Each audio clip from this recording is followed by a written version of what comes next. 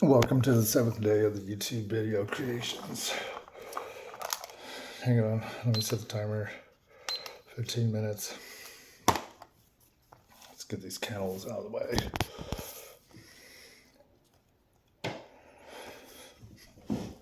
Yeah, these videos I'm doing, these early videos, these are to learn about myself and to learn what I need to do, what I need to change, what I need to adjust. Is there anything I'm doing right? What all am I doing wrong?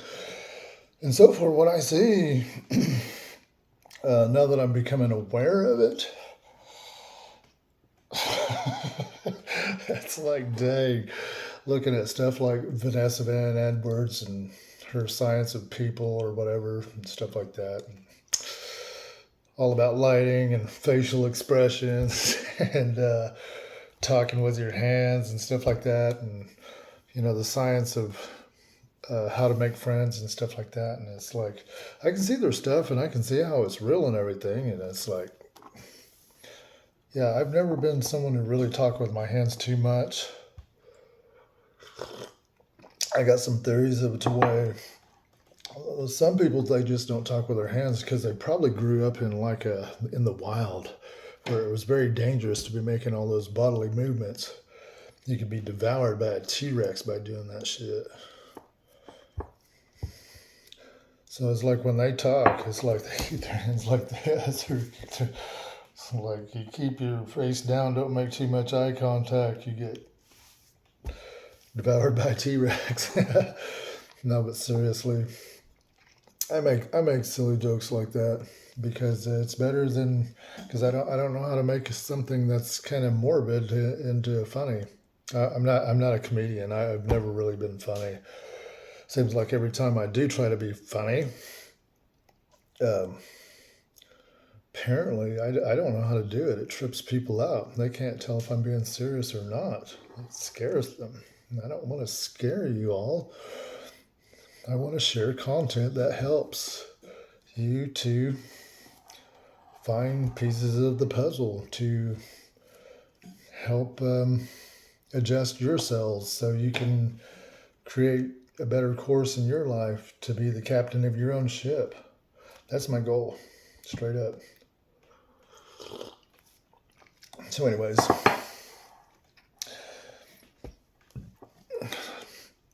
since this is still in the 24 hours of the full moon, it's symbolic of ending things or beginning things. Either way, it's a good time to set intent because it's just a powerful thing. Anyways, I'd like to talk more about self-reconciliation. Self-reconciliation. The places in our lives where we do ourselves wrong.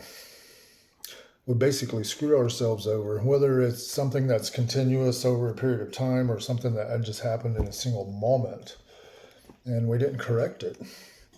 I didn't make it up to ourselves. That's what I'm talking about when I'm talking about like self-reconciliation. It's like going in the past to retrieve yourself and save yourself, because those places of regret like that, it's like the you is still back there. A piece of the you is still back there, trapped, waiting for you to go back and get them and save them and bring them back to yourselves so you can be whole. In the previous video, I was talking about a place where I was self-reconciled, pertaining to job and career, something I didn't do when I was young.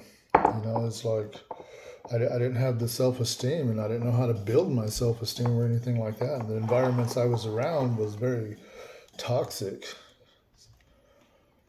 And during that time, we didn't even have internet yet. That gives you an idea of my age. So anyways, now that it's 2024 and it's been like 30 plus years since that stuff, and I've reconciled. I've gone and done what I should have done then. And there's something spiritual to it. I'm serious. It's very enlightening. I mean, just already, and it's like it's opened up my mind to where I'm like thinking more, And I can see places in the past where I dropped the ball in a single moment, and where it should have been a big ticket item, but I didn't know how to respond. Swept it under the carpet. Anyways, there's no shortage of things to do to make the present right, to make the future better. There's no shortage on that, that's for sure. So can I brag for a minute?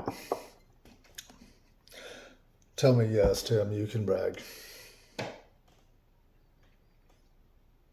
Okay, let me share this thing that I'm very proud of myself. I mean, more than proud, to where I really is like ultra self-reconciliation, to where I went back and saved the 11-year-old me, and the 12-year-old me, and the 13-year-old me, and every me for every year all the way up until just 3 years ago.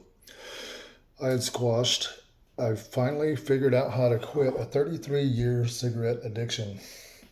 When I mean a cigarette addiction, I'm talking a pack a day, if not two, if not three sometimes.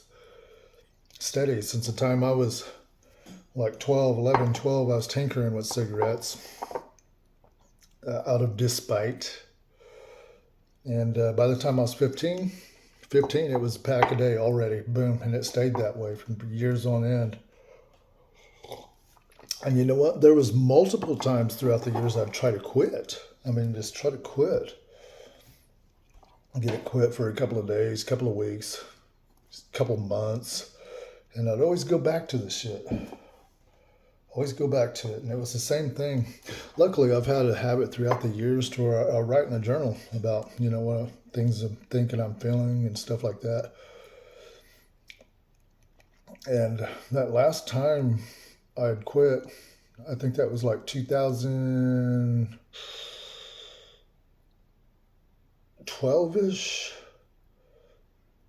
maybe 11, 10.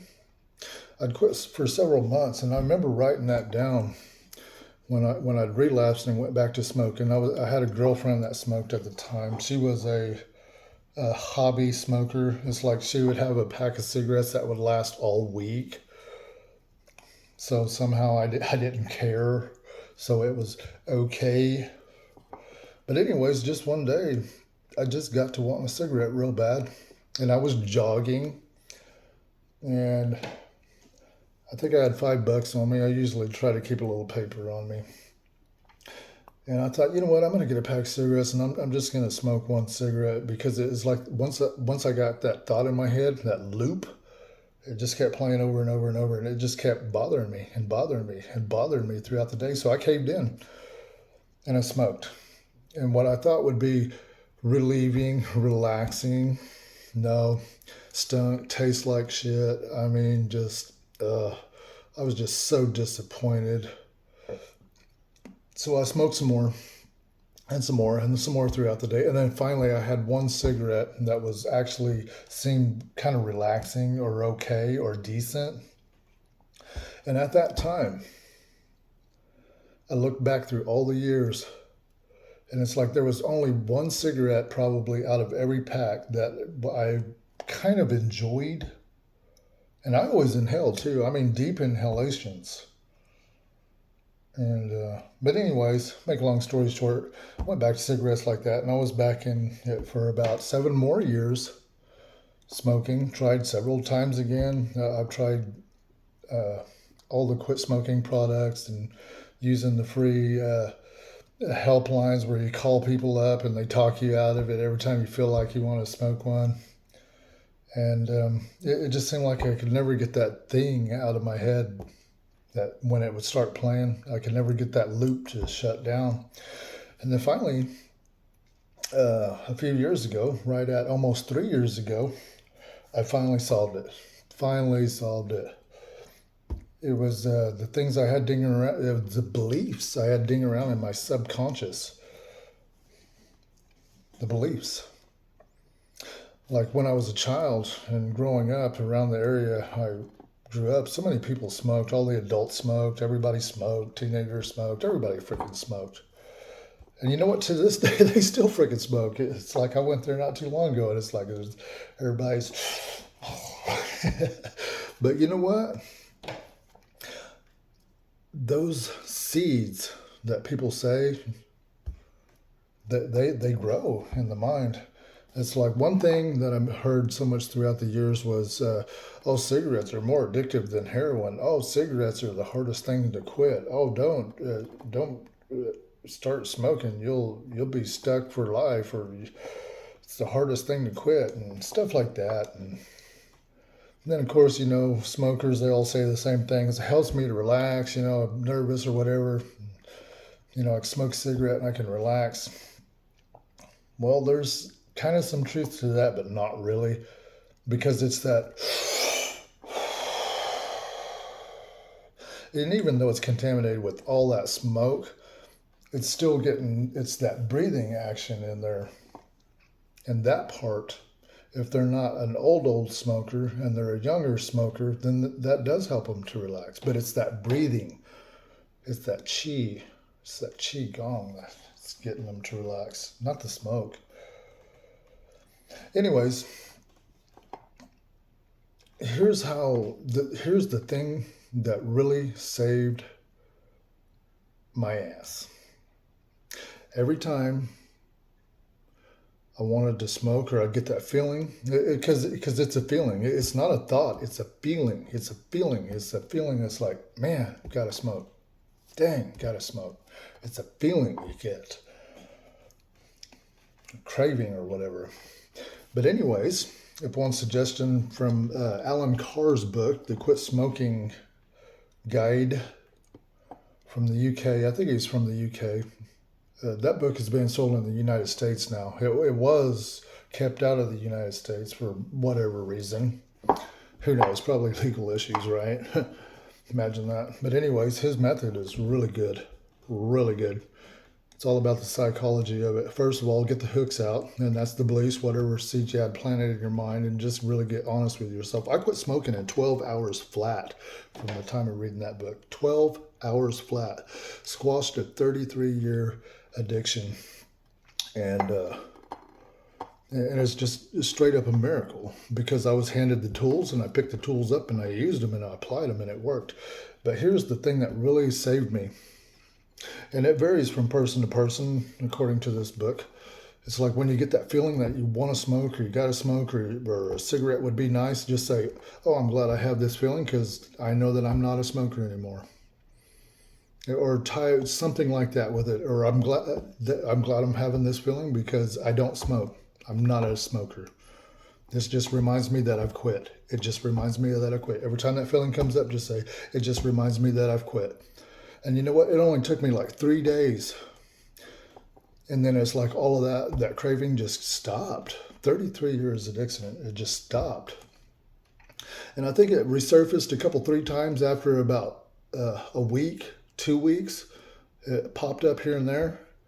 And then maybe once or twice over a period of 3 months. And after that, done. I have never had to fight it since. I mean, it's like I rewired my subconscious that quick. And yeah, it's just a miracle. I mean, it's just a miracle the way that the spirit of the universe will lay these certain tools right in front of us. But it's up to us to be conscious, and it's up to us to have enough of gumption to grab them tools and apply them and to use them.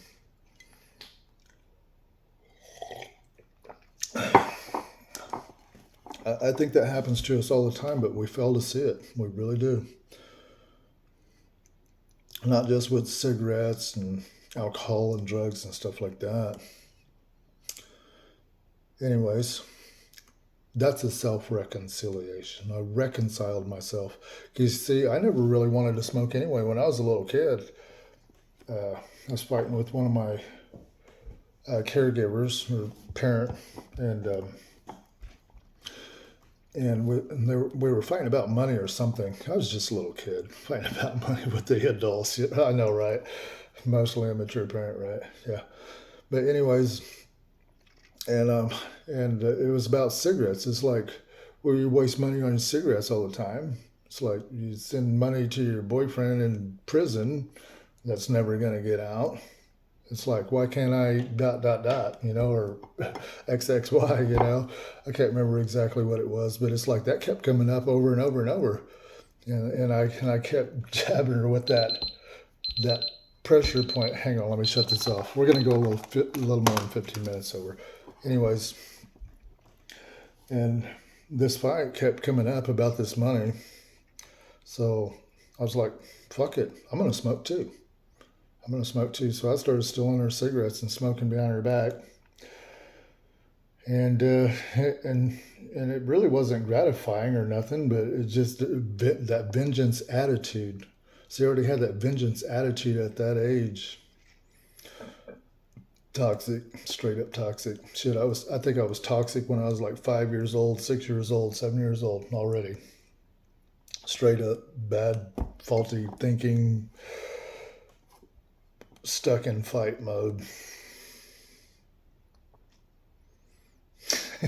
It's amazing. It's freaking wild, because it's like once you get to a certain point in life and you start figuring these things out and you start solving these problems, and you figure out that these astronomical, massive problems are solved with a little bit of work and a little bit of applied knowledge.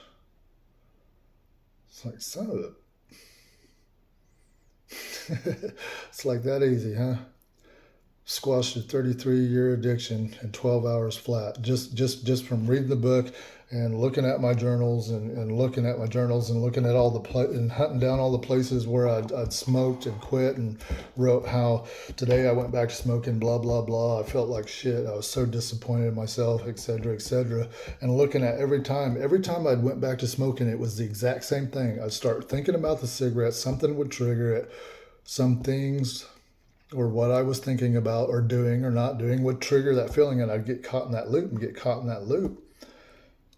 And bam, there you go. And looking back at that also, I stayed close to smokers all the time, even though I wasn't smoking. It's like, that doesn't make any sense. It's like, if you quit smoking, quit hanging out with the smokers. You would think that would be the most obvious solution. But some of us, it's a long day in school.